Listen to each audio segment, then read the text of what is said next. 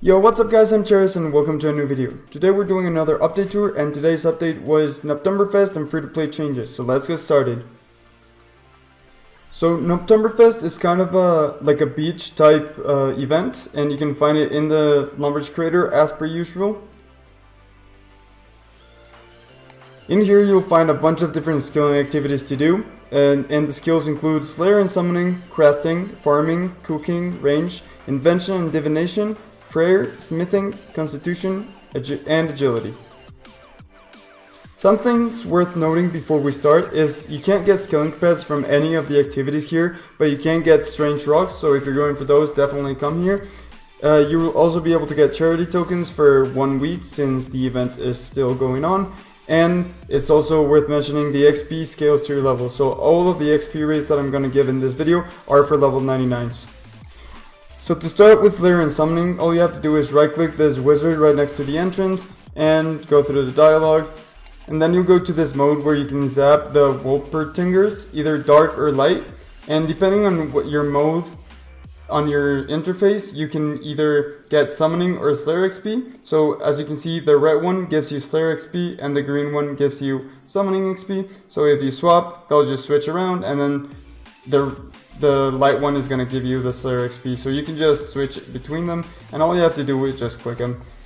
Also, the more you streak, the better chance you have at getting one of the tokens. This is pretty bad XP. You can only get, at 99 you get 20k XP an hour in either Slayer or Summoning, depending on which one you're doing. So I wouldn't say this is worth doing. Next up is Crafting, and all you have to do for crafting is just click on this glass blowing furnace. It's a little bit west from the entrance or from Lumbridge, so you just click on it, and it's really AFK. You just click on it once and you'll start getting crafting XP drops. The XP is around 55k XP an hour, and yeah, that's pretty much it for crafting. For farming, you'll have this festival hops all around the place, so you can just run around and find them everywhere. But the best place to do farming is over here right next to the crafting place, because you can just stand in between these three and then just start grabbing them. The farming hops do deplete, so that's why it's good to have 3 around. And again, this is a little bit AFK. As long as the hop doesn't deplete, you're fine, and you can AFK for a whole inventory. And the farming XP is around 42k XP an hour. And the other thing you do for farming, once you get a full inventory, you can walk over here, and this is why this place is really good, other than the 3 spots, is right next to the place where you deposit the hops. And yeah, you just go back to the hops and start picking them again. For cooking, you can come right here to the grills right next to the Wolpertingers, and all you have to do is click on the grill and then click on it every 2 XP drops. The cooking XP for this activity is around 115k XP an hour, so it's one of the better ones here, and it's not so AFK though, so you do have to click every 2 XP drops, so that's one, and let's wait for the other one. It is right there, and then you stop, so you have to click again, and every 2 XP drops you'll also get a Novtumberfest sausage, which heals for 200 HP, but it's really not useful for anything. Next up is the range activity, and this is right next to the Wolpertingers as well, and right next to Lumbridge. And this is also 115k, around 150k in XP an hour, so this is the other good activity, even though range is one of the easier skills to train. But all you do is just click on one of the targets and then AFK for 10 shots. The 10 shots will give you 150 XP at level 99, and so a total of 1.5k XP per click. Next up is a carousel, and all you have to do for the carousel is just click right and you'll go on it, and you either get Invention or Divination XP depending on whether or not you have Invention unlocked. So as long as you don't have it unlocked, you'll get Divination XP, but if you do, you'll always get Invention XP. The XP an hour at level 99 is around 73k, and you get the XP drop after the cutscene. So there's the cutscene ending, and there's the XP drop, 544. And shout out to Peter Pat and Mini Mammy, who should be somewhere around here. I guess that person left. Oh, there she is. Mini Mammy. Shout out to them because they helped me figure it out when you got divination and when you got invention XP. For prayer, all you have to do is dance on the festival tables, so they're west of the crater. And you have to follow these guys over here, so whatever they say, just click on your interface and you'll start getting experience. The XP per hour here at level 99 is around 70k if you're doing the right thing, but if you're not doing the right thing, you won't get any experience at all, so you have to be paying attention for when they change. They change randomly, they can do either ones and then change, or they can stay in the same one for a little bit, so you just gotta be paying attention to them. Next up is smithing, and you can do smithing at the workbenches south of the entrance from Lumbridge. And this is not the best XP, you only get around 75k XP an hour, but I guess it is kind of AFK, so it might be worth it for some people. I of course have a little bit of bonus XP, so I'm getting more. But you can just click once and then wait for 7 XP drops and then click again, so it is pretty AFK. And that's pretty much it for smithing, there's not much to say. Next is the little mini game for Constitution, so you can start it right at the Lumbridge entrance by going into the portal. And in here you just have to right click the racing supervisor and then just click start race. And in here what you're supposed to do is not trip on things, so you can use the buttons on your interface or click 1 through 3 on your keyboard in order to move.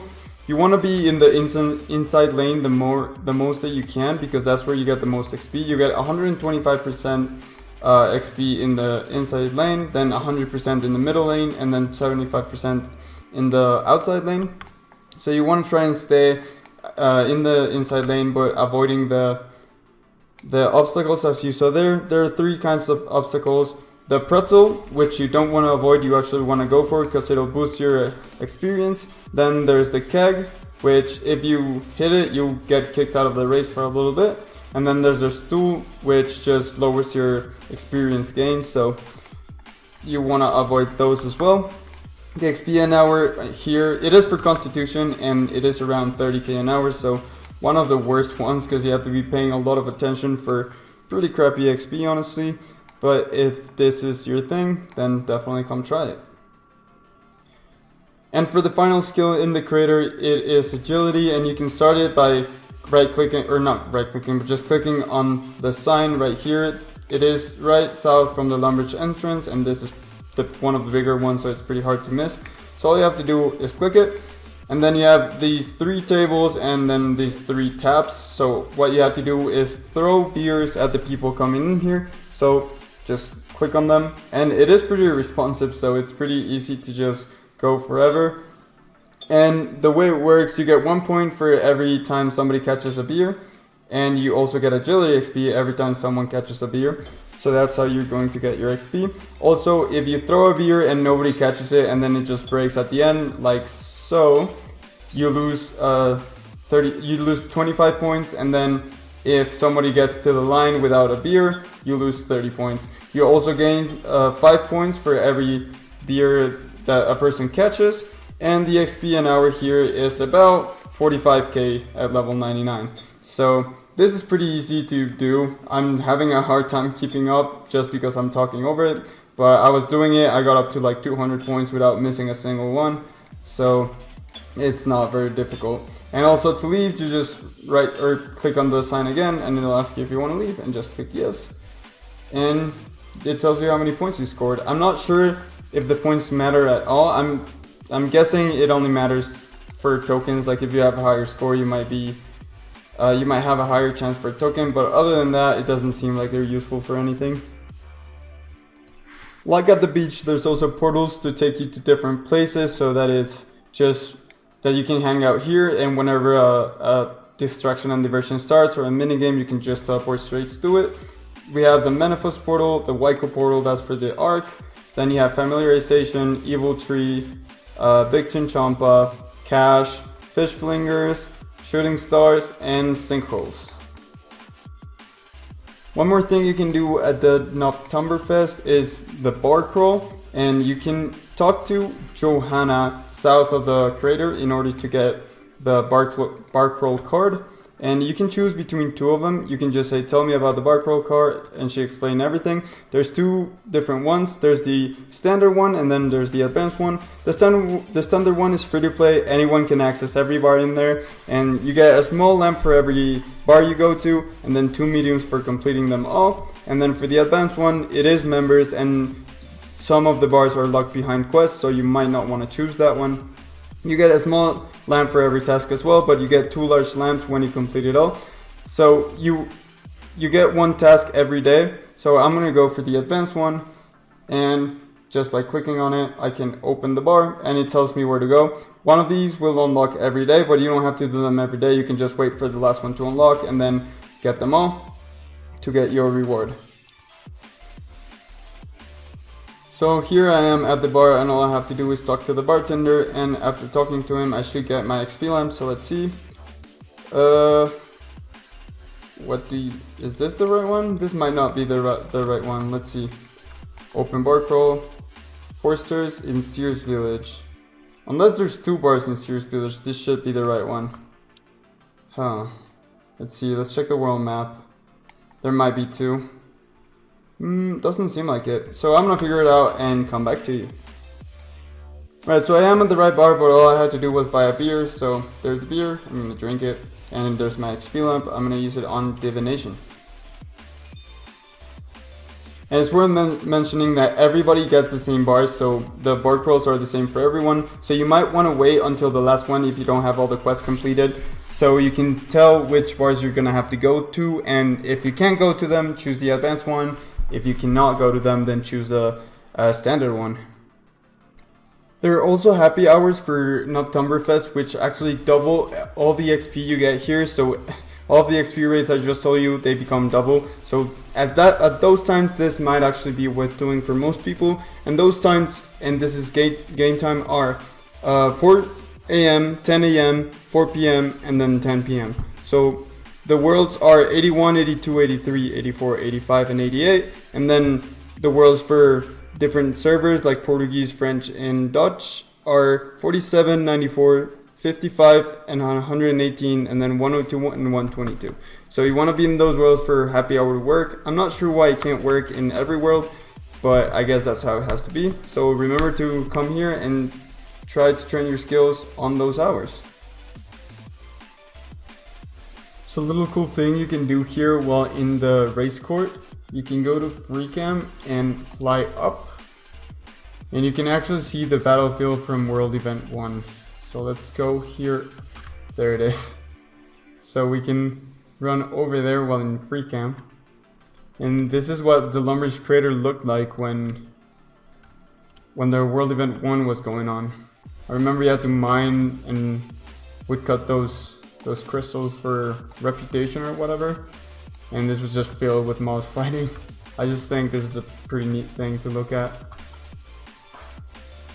The final activity awards Hunter XP, and it is to bring one of these Wallies to Gunther, who spawns randomly in 8 different locations around the free-to-play world. One of them is south of Varrock, another one is like north of Lumbridge, north of Draenor, north of Port Sarim. So it's pretty common locations, but I've been looking around. He apparently spawns every 3 hours, and I've been playing for about 6, and I just cannot find him. But what I wanted to get was the party animal title, which is to talk to everyone in the Lumbridge crater involved with a Novtumberfest, and then to do every single activity. And the last one was the one from Gunther, but apparently you can just pick up the Wally, and you will be asked if you want to get Hunter XP. Just say yes, and you get the party animal title. And finally, before we go, let's look at the rewards. So to start everything off, there's an outfit called the Novtumberfest outfit, which is right here, and this is what it looks like. Next up is the Novtumberfest Dance Emotes token, which will unlock 4 emotes. Every one of the emotes is right here. So that's the stomp, then there's the drop, slap, and march finally. So by using up that token, you will get this emote, or these 4 emotes. Next up are the beer goggles, and you can unlock those by using up a beer goggles token. and they literally just look like beer glasses on your eyes. So that's the next reward. The next reward is a rest token, which unlocks the carrying stains resting, and it just looks like you're holding 4, or not 4, maybe even more. There's like 3 behind there, so 7 really huge beers. I really kind of like this one. Next up is the gingerbread necklace, which to me is just kind of meh. It's just a heart on your chest, so that's one of the worst rewards, I think. The next token is a walk animation token, and it is the Party Fever walk, and it just looks like you're running like a little bit tilted backwards and then you trip, which is kind of funny. And finally, before we move over to the pets, is the Stain Override, and this is an override for claws, and it just looks like you're holding 2 huge beers as well. And then finally, let's look at the pets, and both of them are right here. The first one is Stinger, which is just like a Wolfer Tinger thing. I think that one's kind of cool. But the really cool one is Keggy. It's just like a keg, but it actually has like animations and stuff, which is kind of a better one. And I am going to get all of these rewards, but I'm just going to buy them off of the G, and I'm going to wait until the price goes down a little bit. On day 1, they're still a little bit expensive, so after waiting for a little, I'll buy all of the rewards. Excuse my mess of an interface on the last clip, but I was just AFKing something on my second monitor, so that's why it was just all messed up. But as for the free-to-play additions, the biggest one is fletching was introduced to free-to-play. So free-to-play can now do up to, I think, U bows. So that's another one. They also made all combat abilities except for Metamorphosis, Berserk, and abilities unlocked by members content. They made all the rest of them free-to-play. They also made a bunch of quests free to play, including A Soul's Bane, Priest in Peril, Gertrude's Cat, Missing Presumed Death, Perils of Ice Mountain, Song of the Dead, and another thing they made free to play was an area just east of the rocks. So the part where the broken home is, and where you start Missing Presumed Death. So over here, the dig side is free to play as well. You can also now kill Chaos Elemental, so Deep Wieldy is also free to play now. You can also get the pets from KBD, Giant Mo, and Chaos Elemental in free to play, which I think is pretty cool. They also made a bunch of offhand weapons available to free to play. They made new boots for every single dragon hide. They made studded leather armor free to play, hard leather chaps, hard leather cow, spider silk, carapace, all of that. So I don't think it's worth exploring all of that content because it's just too low of a level, and I've also done it all, so I can't go redo the quests or anything. But it is pretty cool that free to play get all of that content. They also got shooting stars and evil trees, and access to the Warriors Guild along with Defenders up to Rune. So that's pretty much the main things that went free to play, and that's all I'm gonna cover for this video. Anyways guys, that's kind of it for this video. I do hope you enjoyed. If you did, please leave a like and leave a comment telling me any questions you might have or any suggestions or thoughts for this to make these videos better. Other than that, if you haven't subscribed, do so by clicking the button right below my name, and I'll catch you on the next one. See ya!